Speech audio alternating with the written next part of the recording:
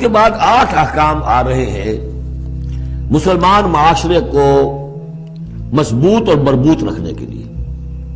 اس لیے کہ اقامت دین کی جد و جہد، غلبہ دین کی جد و جہد، اگر یہ جماعت مضبوط نہیں ہے، مستحکم نہیں ہے، مربوط نہیں ہے تو ظاہر بات ہے جد و جہد کمزور ہوگی۔ اور اس کے اندر رکھنے کہاں سے پیدا ہو سکتے ہیں؟ 2 بڑے حکم اور 6 چھوٹے حکم۔ ویسے وہ چھوٹے کس وجہ سے کہہ رہا ہوں وہ بھی میں آپ سے عرض کر دوں گا، اس لیے کہ وہ ایک آیت میں 3 جمع کیے، اور یہاں پہلے جو 2 بڑے حکم آ رہے ہیں ان کے لیے مستقل آیات نازل ہوئی۔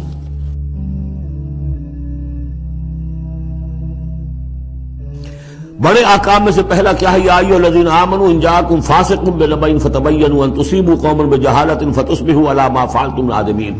اہل ایمان، اگر تمہارے پاس کوئی فاسق شخص آئے جو متقی نہیں ہے، وہ آئے کوئی بڑی خبر لے کر، اطلاع لے کر، فتبینوا تو تحقیق کر لیا کرو، اس کی خبر پر کوئی اقدام نہ کر گزرنا۔ ہو سکتا ہے وہ غلط بات بتا رہا ہو تمہیں کہ فلاں قبیلہ جو ہے حملے کی تیاری کر رہا ہے تو تم پہلے اسے پری ایمپٹ کرنے کے لیے فوری طور پر تم حملہ کر دو، نہیں، فتبینوا تحقیق کر لیا کرو، ان تصیبوا قوما بجہالۃ، مبادا تم جا پڑو کسی قوم پر نادانی میں، حملہ کر بیٹھو کسی قوم کے اوپر، کسی قبیلے کے اوپر نادانی میں، فتصبحوا علی ما فعلتم نادمین، اور پھر تمہیں ہونا پڑے جو کچھ کہ تم نے کیا ہو اس پر نادم۔ اس لیے یہ کہ افواہوں پر کوئی اقدام نہ کیا جائے۔ ہاں خبر لانے والا صدیق اکبر ہو رضی اللہ تعالیٰ عنہ، بات دوسری ہے، لیکن یہ کہ جو شخص جو ہے قابل اعتماد نہیں ہے، اس کا کردار، اس کی زندگی جو ہے اس طرح کی نہیں ہے، تو اس کے بارے میں اس کی رائے ہوئی کسی خبر پر فوراً کوئی اقدام درست نہیں ہوگا، اس کی پوری طرح تحقیق کرو، تفتیش کرو۔ اور ایسا ہی ہوتا ہے اکثر و بیشتر کہ یہ جو افواہوں کے اوپر اقدام کر دیے جاتے ہیں ان سے بڑے بڑے جھگڑے شروع ہو جاتے ہیں، بڑی بڑی جنگیں شروع ہو جاتی ہیں۔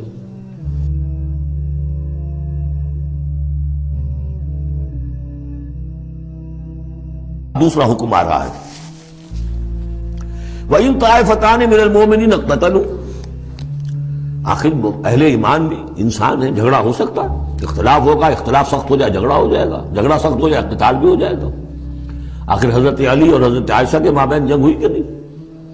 حضرت علی اور امیر معاویہ کے درمیان جنگ ہوئی کہ نہیں؟ یہ کون ہے؟ کس کو اب کہہ دیں گے کافر؟ معاذ اللہ ثم معاذ اللہ۔ تو فرمایا وَإِن طَائِفَتَانِ مِنَ الْمُؤْمِنِينَ اقْتَتَلُوا، اگر اہل ایمان میں سے 2 گروہ لڑ پڑے، فَأَصْلِحُوا بَيْنَهُمَا، تو اب عام معاشرے کو یہ سمجھنا چاہیے، سب لوگوں کو، کہ وہ یہ نہ سمجھے کہ ہم سے کیا ہے، آپس میں نپٹ لیں، نہیں، ان کے درمیان صلح کراؤ، تمہارا فرض ہے، یہ اجتماعی فریضہ ہے، صلح کراؤ، فَأَصْلِحُوا بَيْنَهُمَا۔ انڈیفرنس ہمیں کیا تعلق؟ غلط، اس لیے کہ یہ جو رکھنا پڑ رہا ہے یہ اسلامی معاشرے کا رکھنا مسلمانوں کی مجموعی قوت کو کمزور کرنے کا سبب بنے گا، اور مسلمانوں کی قوت کمزور ہوتی ہے تو اللہ کے دین کے غلبے کی جد و جہد کمزور پڑ رہی ہے، لہذا فرض سمجھو اصلحوا بینہما، ان کے درمیان صلح کراؤ۔ فإن بغت إحداہما علی الأخری، پھر اگر ان میں سے ایک دوسرے پر زیادتی کرے، صلح کی پابندی نہیں کر رہا، صلح کرا دی گئی پھر بھی وہ زیادتی کر رہا، فقاتلوا التی تبغی، اب جنگ کرو اس سے جو زیادتی کرنے والا ہے۔ اب یہ 2 فریقوں کے درمیان نہیں رہا معاملہ، اب ایک فریق گویا کہ پوری مسلم جماعت کو، پورے مسلم معاشرے کو، پوری ملت اسلامی کو جو کہ وہ للکار رہا، چیلنج کر رہا ہے، تو اب ان سے جنگ کرو، حتی تفیء الی امر اللہ، یہاں تک کہ وہ لوٹ آئے اللہ کے حکم کی طرف، صلح کی جو بھی شرائط تھی ان کو دوبارہ قبول کر لے۔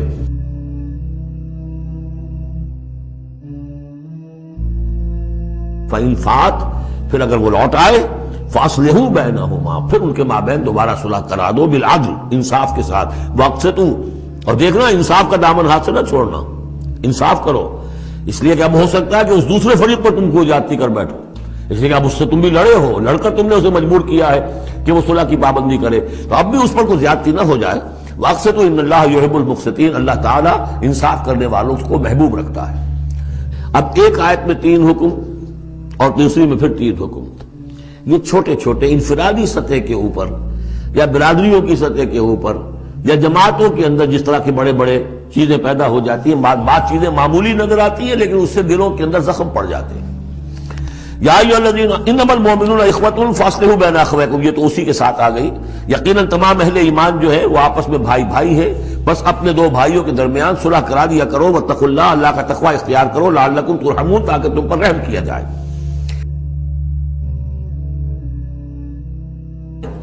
یا ایھا الذین آمنوا لا یسخر قوم من قوم عسى ان یکونوا خیرا منهم ولا نساء من نساء عسى ان یکن خیرا منهن، اہل ایمان تم میں سے کوئی گروہ دوسرے گروہ کا مذاق نہ اڑائے، تمسخر نہ کرے،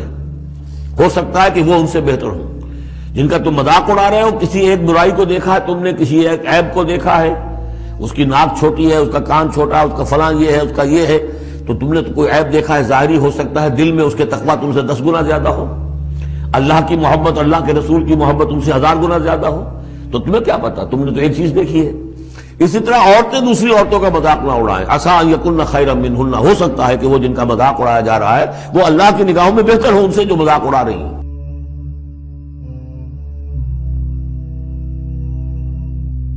ایک حکم تو ہو گیا تمسخر نہ ہو۔ ولا تلمزوا انفسکم، اپنے آپ کو عیب نہ لگاؤ، اپنے آپ کو عیب لگانا یعنی اپنے بھائیوں پر عیب نہ لگاؤ، آخر وہ تمہاری ہی اس ملت کا فرد ہے، امت کا فرد ہے، تو اس کو عیب لگا تو تمہیں عیب لگا، اس لیے فرمایا بہت ہی بلیغ الفاظ ہے، ولا تلمزوا انفسکم ولا تنابزوا بالالقاب، اور لوگوں کے چڑانے والے نام نہ رکھ لیا کرو۔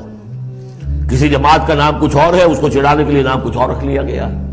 یا اور کسی فرد کے لیے، کسی گروہ کے لیے، تو یہ جو ہے ایک دوسرے کے اوپر اس طریقے سے ڈال دینا اور نام ان کے اوپر کہ جو ان کو پسندیدہ نہیں ہے، یہ 3 کام ہو گئے ایک آیت میں روکا گیا۔ اس کی وجہ سے اکثر ایسا ہوتا ہے، کبھی ایک دوست آپ ایک خاص قسم کا مذاق اس سے کر رہے ہیں یا کسی لفظ سے اس کو چھیڑتے ہیں، 100 دفعہ وہ سن لیتا ہے، کوئی اثر نہیں ہوتا، کسی وقت کوئی عجیب کیفیت ہوتی ہے اس کی کہ اس کے دل میں جا کر زخم کی طرح لگ جاتا ہے اور پھر وہ دل کا رشتہ ٹوٹ جاتا ہے، اور ایک ایسی جو ہے اس کے اندر گرہ پڑ جاتی ہے، پھر کھولے نہیں کھل سکتی۔ لہذا محتاط رہو۔ بئس الاسم الفسوق بعد الایمان، ایمان کے بعد تو برائی کا نام بھی برا ہے، کیوں ان چیزوں میں جا رہے ہو؟ تمہیں تو ایمان کو سمجھنا چاہیے کہ اللہ نے تمہیں اتنی بڑی فضیلت دی ہے، تو ان گندگیوں کی طرف جو ہے تم متوجہ ہی نہ ہو۔ ومن لم یتوب فاولئک هم الظالمون، اور جو باز نہیں آئیں گے تو وہی ہے کہ جو ظالم ہے اللہ کی نگاہ میں۔ تو ترغیب بھی ہے، تشویق بھی ہے، سمجھانے کا انداز بھی ہے، اور ڈانٹ ڈپٹ بھی ہے۔ باز نہیں آؤ گے تو اللہ کی نگاہ میں پھر تم ظالم ہو۔ اگلی آیت میں پھر 3 چیزیں، اور یہ 3 چیزیں وہ ہیں جو غیب میں ہوتی ہیں، پیٹھ پیچھے ہوتی ہیں۔ یا ایھا الذین آمنوا اجتنبوا کثیرا من الظن ان بعض الظن اسم، اہل ایمان زیادہ ظن کرنے سے بچو، خواہ گمان بٹھا لینا کسی کے بارے میں، جب تک کہ کوئی بات ظاہر نہ ہو جائے، کسی کی طرف سے کوئی روش یا رویہ یا کوئی اقدام جو ہے واضح طور پر سامنے نہ آ جائے، اپنے دل میں خواہ کوئی اس کے بارے میں جس کو ہم کہتے ہیں سوء ظن پیدا کر لینا، ان بعض الظن اسم، بعض ظن جو ہے وہ تو گناہ کے درجے تک پہنچ جائیں گے، اس لیے کہ تم نے اپنے دل میں بات بٹھا لی ہے حالانکہ اس میں وہ شے ہے ہی نہیں، لہٰذا یہ تمہاری طرف سے گویا کہ ایک تہمت ہو رہی ہے اس کے اوپر، قلبی طور پر تو تہمت ہو گئی۔ ولا تجسسوا، اور دوسری بات یہ ہے کہ ایک دوسرے کے حالات کی ٹوہ میں نہ رہو۔ بہرحال اسلامی ریاست ہوگی تو جاسوسی کا ایک محکمہ بھی ہوگا، وہ تو اپنی جگہ پر ہے، لیکن افراد کی سطح پر خام خواہ فلاں اس گھر میں کیا ہو رہا ہے، کیوں ہو رہا ہے، یہ دونوں بھائیوں کے معاملات کیا ہیں، کیا وجہ ہے، لڑائی کیوں نہیں ہوتی ان میں، کچھ لوگوں کی ہوتی، تلاش میں آتے ایسی چیزوں کی۔ ولا تجسسوا، تجسس مت کرو۔ ولا یغتب بعضکم بعضا، اور تم میں سے کوئی دوسرے کی غیبت نہ کرے، کسی کے پیٹھ پیچھے غیر موجودگی میں اس کی کوئی برائی نہ بیان کرے، چاہے وہ برائی بالفعل اس میں ہو۔ حضور سے پوچھا گیا کہ حضور اگر وہ برائی اس میں ہو، آپ نے فرمایا تبھی تو غیبت ہے، اگر برائی ہے نہیں تو تہمت ہو گئی، وہ تو غیبت سے دوہرا جرم ہو گیا۔ لیکن یہی ہے کہ کسی مسلمان بھائی کی غیر موجودگی میں اس کی کوئی برائی بیان نہ کی جائے۔ ایحب احدکم ان یاکل لحم اخیہ میتا، کیا تم میں سے کوئی شخص اسے پسند کرے گا کہ وہ اپنے کسی مردہ بھائی کا گوشت کھائے؟ فکرہتموہ، یہ تو تمہیں بہت برا لگا، بہت گھن آیا، یہ کیا بات کہہ دی اللہ تعالیٰ نے، کوئی شخص چاہے گا یہ کہ اپنے مردہ بھائی کا گوشت کھائے؟ لیکن یہ اخلاقی سطح پر یہی کام تم کرتے ہو۔ غیبت جو ہے اخلاقی سطح پر یہی ہے، کیوں کہ جو شخص موجود نہیں ہے آپ اس کی عزت پر حملہ کر رہے ہیں، اگر وہ موجود ہوتا اپنا دفاع کرتا،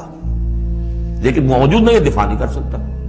وضاحت کرتا، آپ کو غلط بات سمجھ میں آئی، آپ نے ٹھیک نہیں سمجھا ہے، آپ کو اطلاع صحیح نہیں ملی ہے، آپ 100 طرح سے اپنی حفاظت کرتا ہے اپنی عزت کی، اور چونکہ موجود نہیں ہے آپ نے جیسے مردہ بھائی کی لاش پڑی ہے جیسے چاہو موٹی جو ہے کاٹ لو،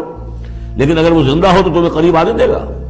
یہی ہے مثال۔ ایحب احدکم ان یاکل لحم اخیہ میتا فکرہتموہ واتقوا اللہ ان اللہ تواب الرحیم، اور اللہ کا تقوی اختیار کرو، اللہ تواب ہے، توبہ کا بہت قبول فرمانے والا، اور رحیم ہے، بہت رحم فرمانے والا۔